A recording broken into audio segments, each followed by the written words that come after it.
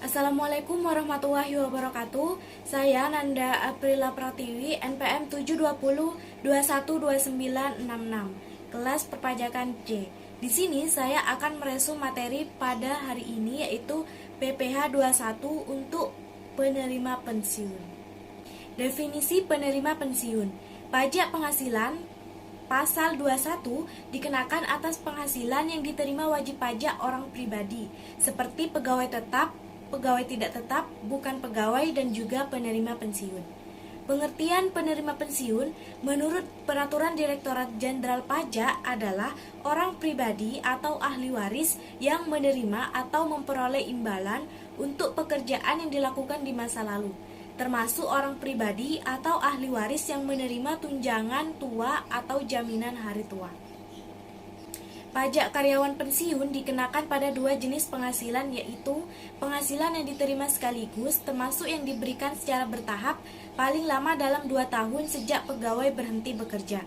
Yang kedua, penghasilan yang diterima secara berkala dan teratur sampai penerima pensiun meninggal dunia. Sesuai ketentuan pasal 5 Peraturan Dirjen Pajak, kedua jenis penghasilan di atas termasuk penghasilan yang dipotong pajak PPh 21. Penghasilan yang diterima sekaligus. Menurut Peraturan Menteri Keuangan Nomor 16 PMK 03 2020, penghasilan yang dibayarkan sekaligus kepada penerima pensiun dikenai perhitungan pajak bersifat final. Penghasilan itu meliputi 1. Uang pesangon, 2. Uang manfaat pensiun, 3. Tunjangan hari tua, 4. Jaminan hari tua.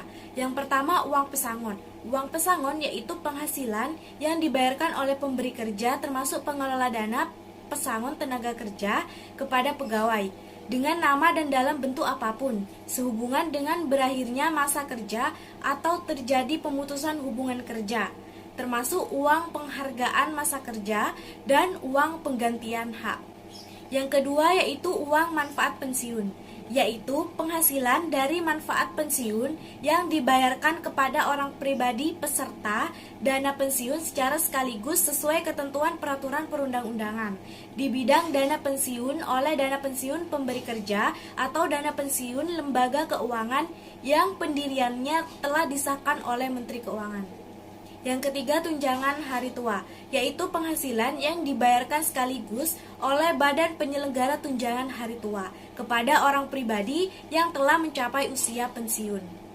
Yang keempat, yaitu jaminan hari tua, yaitu penghasilan yang dibayarkan sekaligus oleh Badan Penyelenggara Jaminan Sosial Tenaga Kerja kepada orang pribadi yang berhak dalam jangka waktu yang telah ditentukan atau keadaan lain yang ditentukan. Ini mengacu pada asuransi jaminan hari tua atau JHT BPJS Ketenagakerjaan. Penghasilan bersifat berkala dan teratur.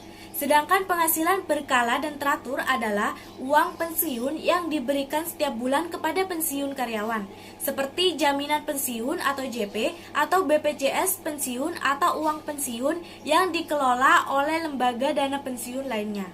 Pajak atas penghasilan teratur tidak bersifat final, yang dikenakan atas penghasilan neto setahun.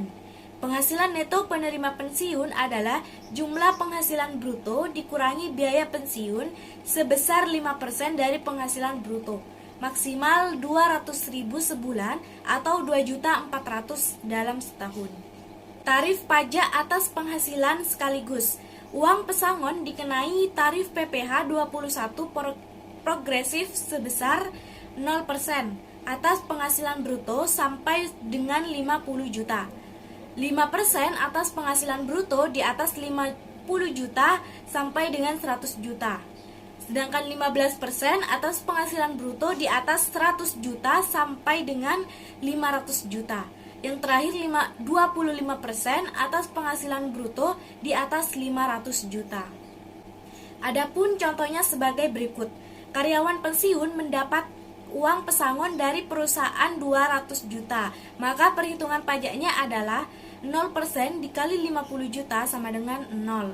5% dikali 50 juta sama dengan 2.500.000. 15% dikali 100 juta sama dengan 15 juta. Potongan PPh 21 atas pesangon yaitu 17.500.000. Sedangkan tarif pajak penghasilan berupa uang, manfaat pensiun, tunjangan hari tua, atau jaminan hari tua adalah 0% atas penghasilan bruto sampai dengan 50 juta. 5% atas penghasilan bruto di atas 50 juta. Contoh lain sebagai berikut.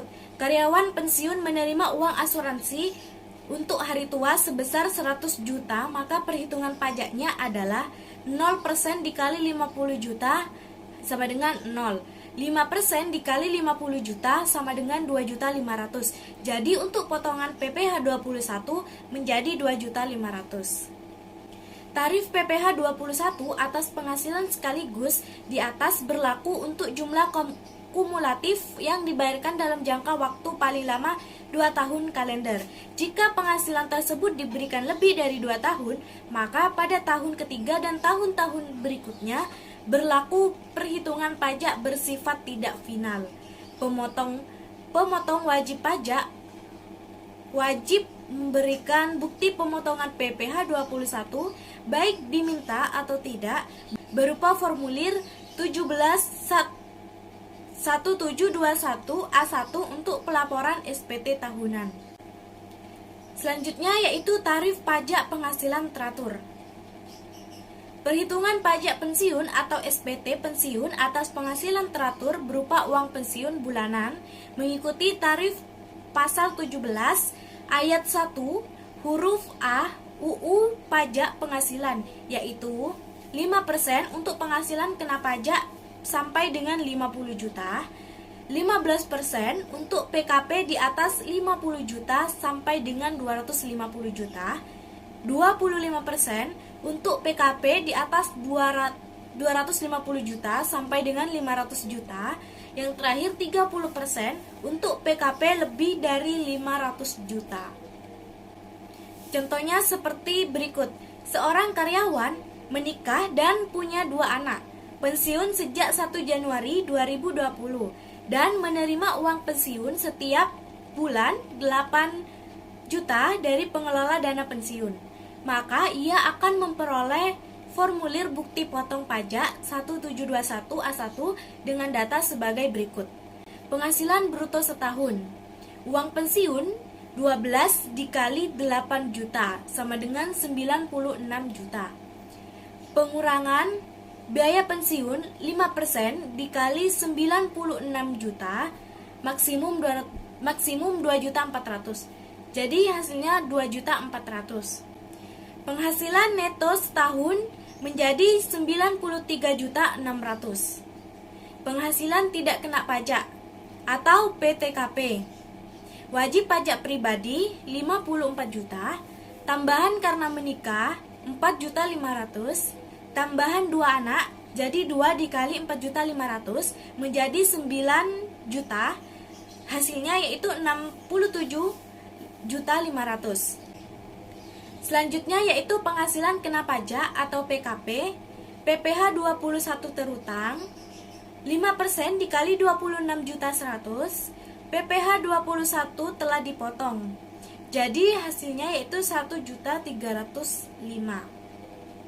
PPh 21 kurang atau lebih menjadi nihil. Formulir 1721A1 merupakan bukti pemotongan PPh pasal 21 untuk 1 tahun pajak atau selama pegawai tetap bekerja pada pemberi pajak selama 1 tahun pajak. Baik, mungkin itu saja yang dapat saya resum pada materi hari ini. Semoga bermanfaat, kurang lebihnya mohon maaf. Wassalamualaikum warahmatullahi wabarakatuh.